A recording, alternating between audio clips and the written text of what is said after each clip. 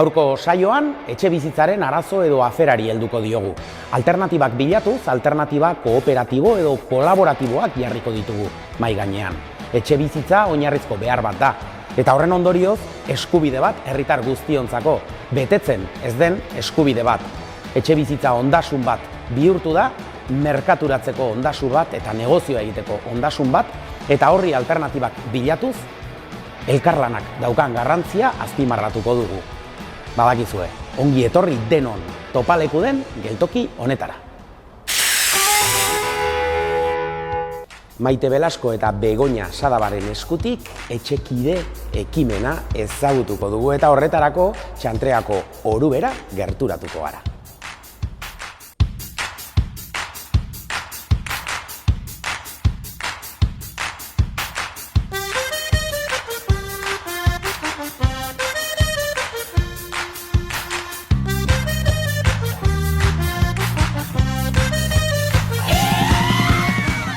Etxekide irabazi asmorik gabeko kooperatiba bat da.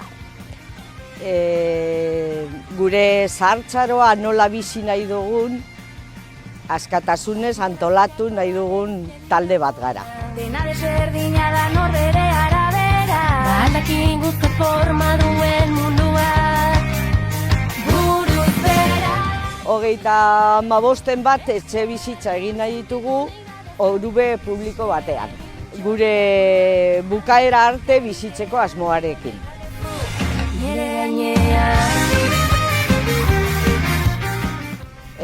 Lurzoroa administrazioarena izango da eta utziko liguke 75 urteetarako gutxi gora bera. Eta kooperatibak egingo du eraikuntza eta izango da eraikuntzaren jabe.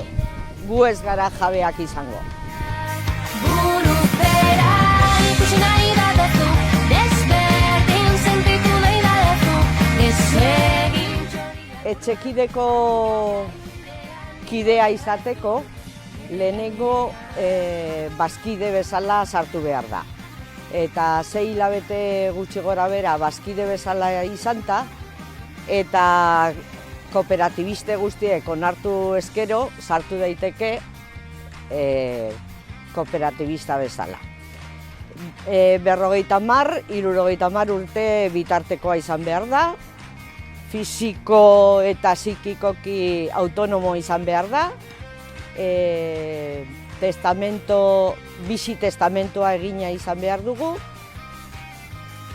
eta bazkide bezala sartzen zarenean, ja hasi behar duzu lanean taldean ikusteko ja bien aldetik ja sartzeko aukera dagoen edo ez. Ikusi nahi baduzu, desberdin sentitu nahi baduzu, desegin txoria buruan, hankak airean igo nahi baduzu. Eraikinean gune pribatuak eta komunitarioak izango ditugu. Pribatuak bizitokiak izango dira eta komunitarioak sukaldea, jangela, egongela, elkarguneak, baratza, loretokigunea eta bar.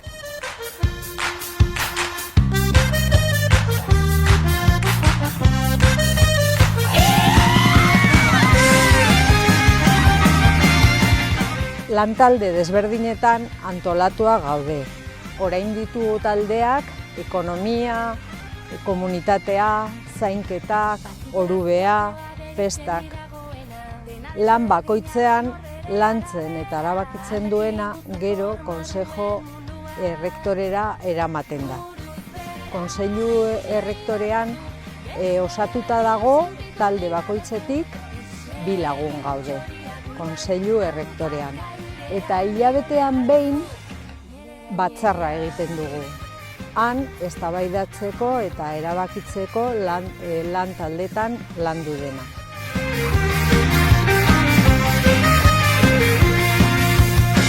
Itxasoa zeru da eta zerua itxaso, seia bederatzia izan daiteke akaso, egiberien mila biziko gera.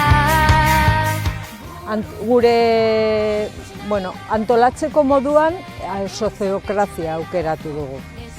Soziokrazia modu bat da talde batean lanak banatzeko eta erabakiak hartzeko. Erabakiak kontsentsuz hartzen dira.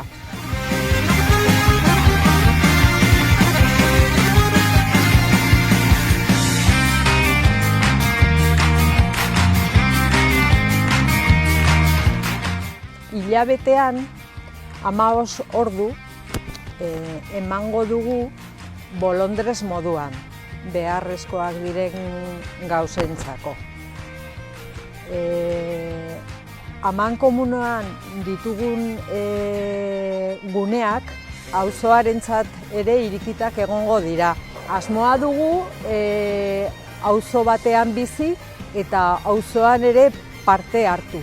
Orduan gure guneak irikitak egongo dira eta haien gunera joango gara ere.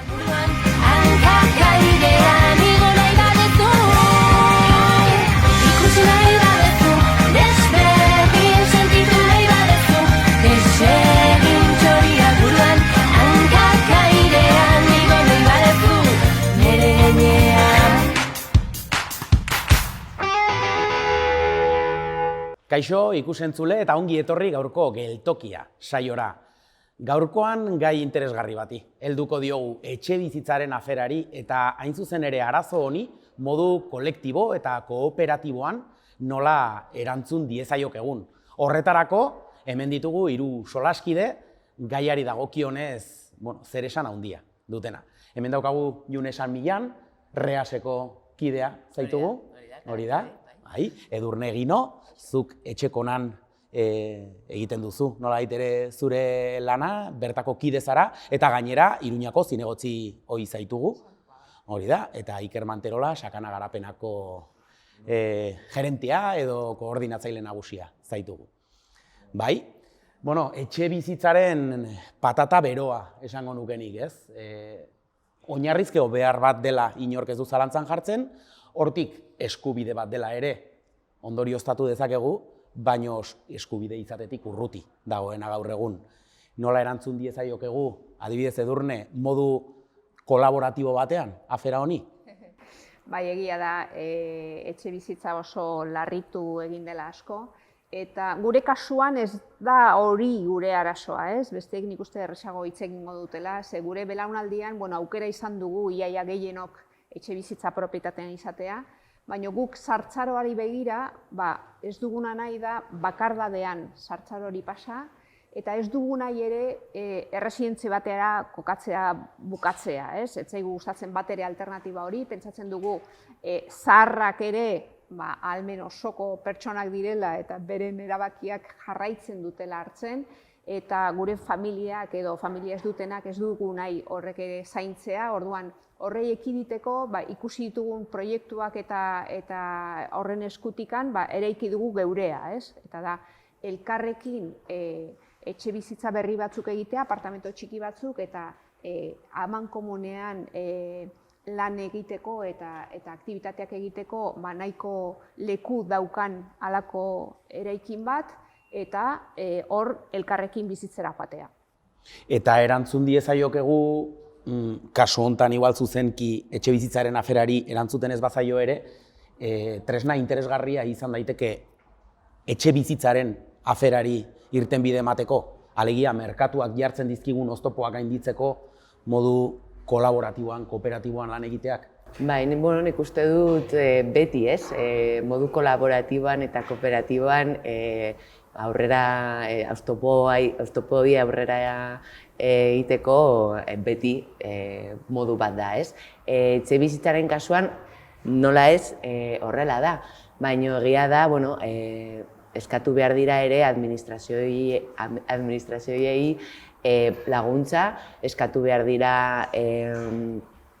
orubeak, eskatu behar dira hainbat gauza, eta nik uste dut gure potereak oraindik tekla honetan ez daude hainbeste, hasi dira, baina oso modu motel batean, eta hau da aurre egiteko beste modu bat. Ez bakarra, baina bueno, oso interesgarria eta azken finean bueno, herritarrak alduntzen gara honekin ere eta hori beti importantea da.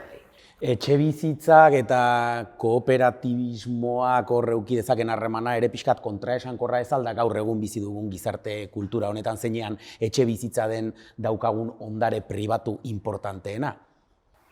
Bai, nik uste hor haustura handia sortzen ari gerala, ez, kooperatibari buruz.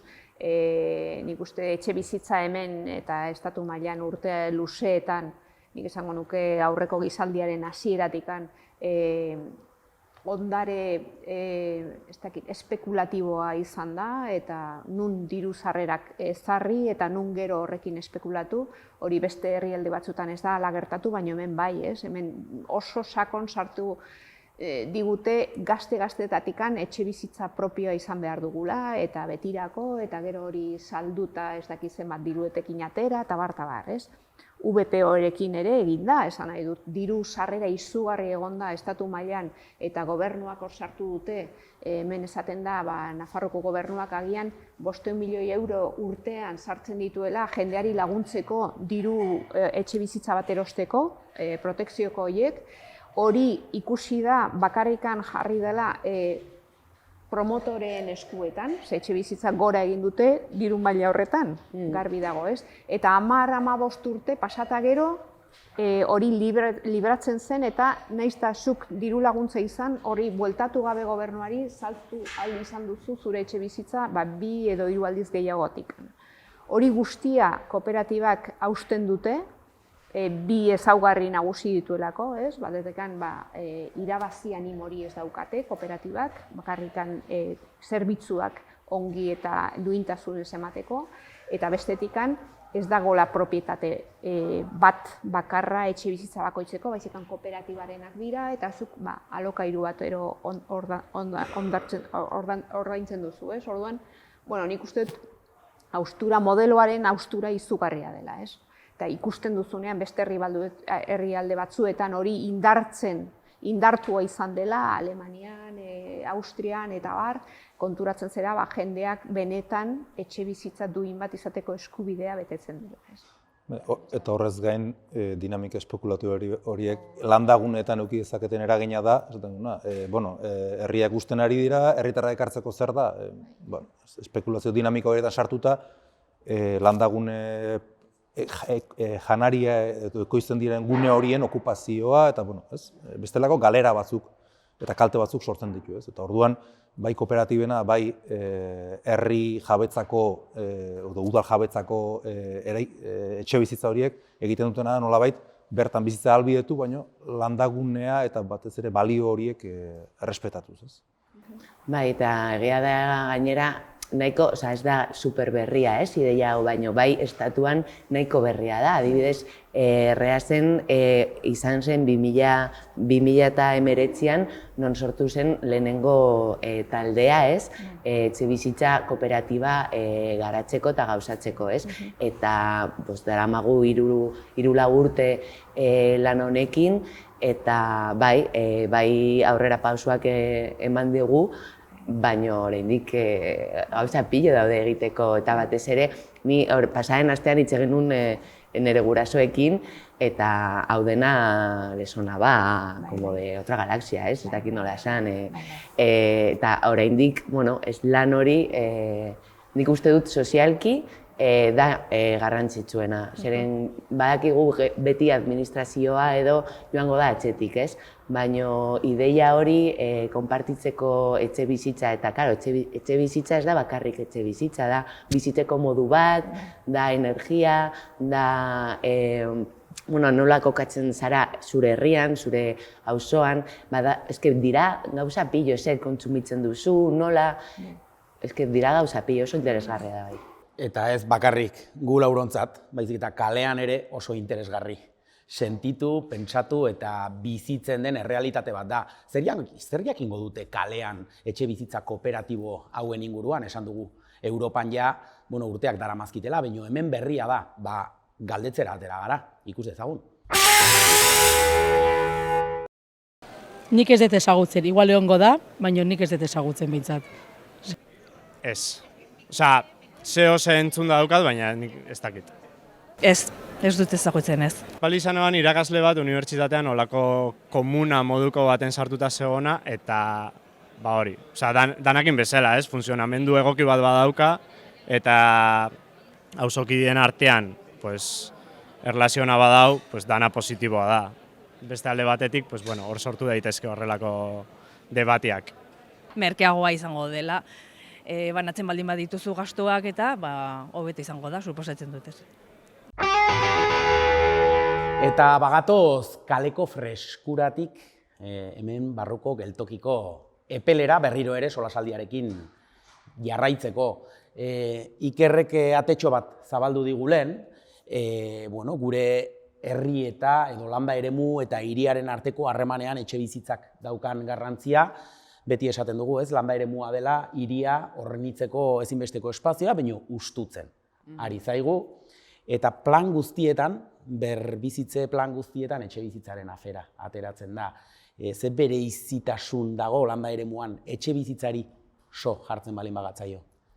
Alde batetik daukaguna da, eta denetan plan guztietan agertzen den elementutako bat da, etxe bizitza handi horiek, nun hori berreraikitzea, inbertsio handi bat den, norbanakoak bakarrik egite oso zail gertatzen den, eta orduan hor bai, kooperatibaren ereduak, gure ustetan bai dela elementu interesgarri bat, horiek, herrigune horiek bizi berritzeko, daukagun ondare bisual, historiko, sozial hori berreskuratzeko, eta herriak bizi berritzeko, ez? Eta zentzu horretan, sakanako 3 herri, bai ara dira, etxebizitza kooperatibo horiek sustatzeko ekimen pilotu bat egiten, Nafarroko beste eragile batzuekin elkarlanean, eta hor gabiltza, eredu hori sustatzeko, ze behar izan ditugun, azkenean lan arkitektonikoa da, baina baita ere hori bultzatuko duten eragileak elkartu eta norabide batean jartzearena ere bada, ez? Orduan, hainbat erpin dituen proiektu izanik, urte honetan zer garatuko dugu, eta aber ze ikasketa ateratzen ditugun, baita ere gero beste guneetan erabilia izateko, ez, ikasketa horiek. Gainera, hirigintza ez deitzen da, baina bai, hirigintza, zaintzaren hirigintza ere zentroan kokatu behar dugu, ez? Eren, gure hiriak eta agian ez hainbeste gure herriak, baina daude pentsatutak modu batean, eta zaintzak edo elkarlaguntza eta elkar bizitza egiteko aukerak ez dute ematen, ez? Orduan, nik uste dut, bai zahar berritu behar dugu hainbat etxe, hainbat, gero eta baliabide gutxiago erabili gero eta hobe, baina bai pentsatu behar dugu ere nola kokatzen dugun zaintzak eta gure bizitza nola eraiki nahi dugu ere. Elkar laguntza hori da, nik uste dut, hitz potoloena, ez? Halako proiektuetan ikusten duzu. Bai, zahar gintzan egiten dena, gurea adibidez, edo intergenerazionala esaten dena, ez? Belaunaldi askotan. Nik ikusi dituten proiektuak, adibidez, Entre Patios Madrilen oso interesgarria da. Beraien, elkar laguntza hori aurrak aurrera ateratzeko tan kokatzen da, jende gaztea delako eta aurra asko daudelako etxe hartan, ez? Heldu pareja bat ere badago, eta bar. Zaintza horiek elkartzea eta elkar laguntza hori. Orduan, individualtasunetikan, bakartatetikan, aman komunera pasatzen zera, ez? Eta nik uste dut hori dela interesgarriena eta benetan betetzen zaituena, ez? Proiektu hauetat. Zentzu horretan, Iker, barkatu beste gaitxo bat aurrera egiteko, interesgarria baita fenomeno generazionala, ez? Hemen hitz egin delako kulturaldaketa bat beharrezkoa dela, etxe bizitza jabetza bat eta espekulatzeko ondasun bat bezala ikusi baino ezinbesteko bizitza duin bat eukitzeko behar bat dela. Eta gainera, elkarrekin, alegia ez modu individual batean bizi behar dugun afera edo ardura, baizik eta kolektiboa den ardura bat. Horrek ez gaitu eramaten bereziki lan egin behar izatea momentu hontan gazte eta nerabeekin, edo jarraituko dugu saltzen beraien helburua izan behar dela etxe bizitza bat erosi eta hor kateatua bizitzea. Alde batetik lanketa hori egin beharko da, baina hori kultura aldaketa edo pentsamendu aldaketa huts batetik ez da sortuko. Ze horrek behean daudena da, baliabide ekonomikoak realitate bat da. Eta realitate horren inguruan politika publiko propioekin erantzun beharko zaio. Ze bestela denok ados egongo gara, baina realitateak murriztuko gaitu, merkeagoa gertatzea etxe bat erostea, alokatzea baino. Tira Edurne, eta nun gelditzen dira instituzioak guzti honetan? Bueno, beti atzetik dabiltza, instituzioak. Berandu batean, nik uste dut azkenengo etxebizitza legeak, ja onartzen duela kooperatibak daudela hor tartean. Ez da legea bakarrikan egin behar, baizik gero bultzatzeko eta hori lantzeko, nik uste jende gazteak olako batean sartzeko ez du denborarik eta ez du batzutan ahalmenik eta hori teknikoki ere lagundu behar da, nolabait hori bultzatzeko eta egiteko. Eta adin jendearekin ez gaudeia etxe bizitza tartean, baizik gizarte departamentuan eta hor bai duela 3 urte, 2020an egin zuten dekreto bat eta hor agertzen gara, proiektu piloto bezala eta benetan gogoakin daude hori bultzatzeko eta egiteko, baina gertatzen zaiguna da orubeak udaletxetan daudela eta udaletxek batzuk ez dute halako lehentasunik olako proiektuetan eta hor gaude zail. Garbi dago, afera soziala izateaz gain politikoa ere badela, edo bereziki politikoa, eta honekin bukatuko dugu gaurko solasaldia eskerrik asko, bertan egoteagatik eta argi izpi bat jartzeagatik gaiaren inguruan, eta esan genezakeena, irtenbide komunal, kooperatibo, kolaboratiboek aukerak eman diezazkigu eta da hain zuzen ere etxebizitzaren aferari aurre egiteko, oinarrizko behar bat, eskubide bat delako, eta inor atzean utzi gabe bete behar delako.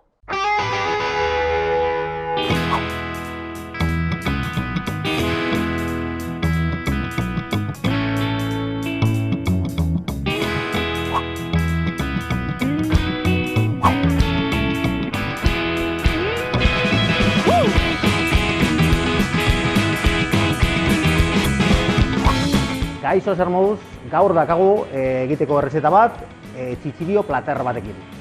Hasiko gara humusarekin eta horretarako birrinduko dugu txitxirioak. Hemen ditugu berdura pizka batekin, piper batzukin eta horrela.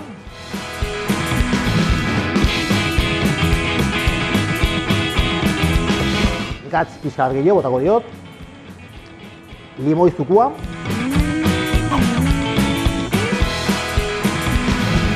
Eta pasta hau da sesamo pasta bat, tahini deitzen dena, eta botako diot ere bai.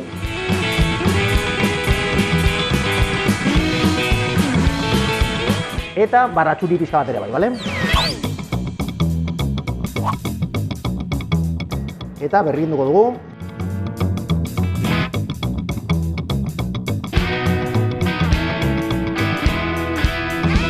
Bale, hau izango da entsaladaren saltza. Gero,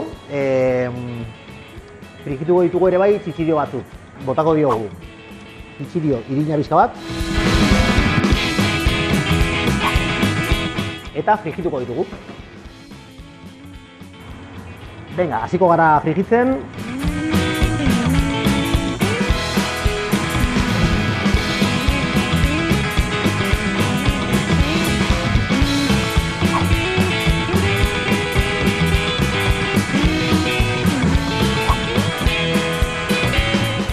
Vale, eta aterako ditugu.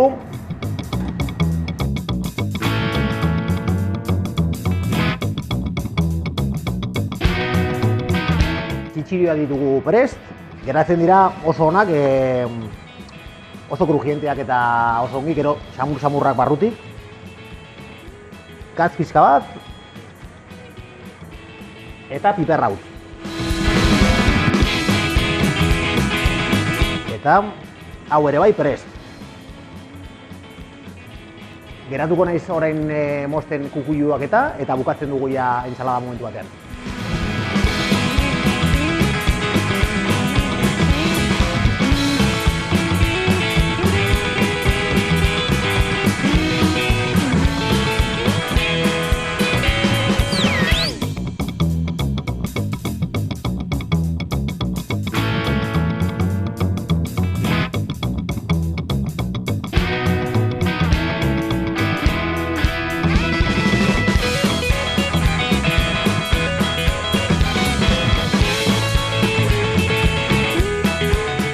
hasiko naiz montatzen, hemen ditut kukuluak, endibia bat, gorria, tomate batzuk, tipula eta menta. Eta lehenengo, alinatuko pixka bat bol batean.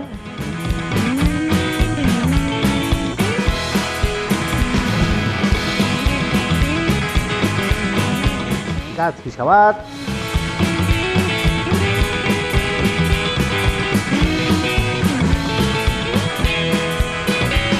Eta hemen, bidroi honetan baute pinagreta bat.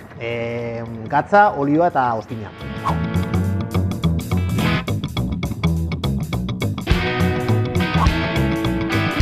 Eta hasiko gara.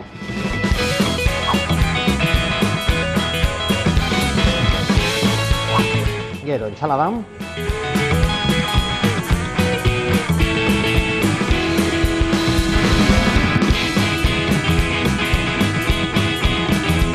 Gaztamera pixka bat.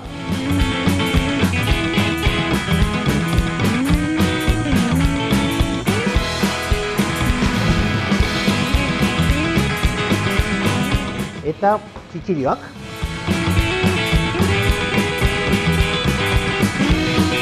Eta bukatzeko piperra hau.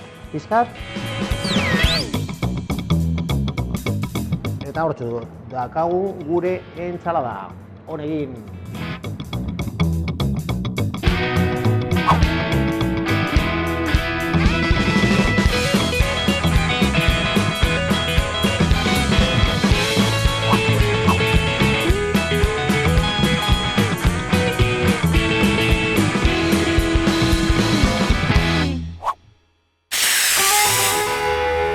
Etxebizitzaren arazoari aurre egiteko etxebizitza kooperatibo edo kolaboratiboek ekarpen interesgarriak egiten dizkigute.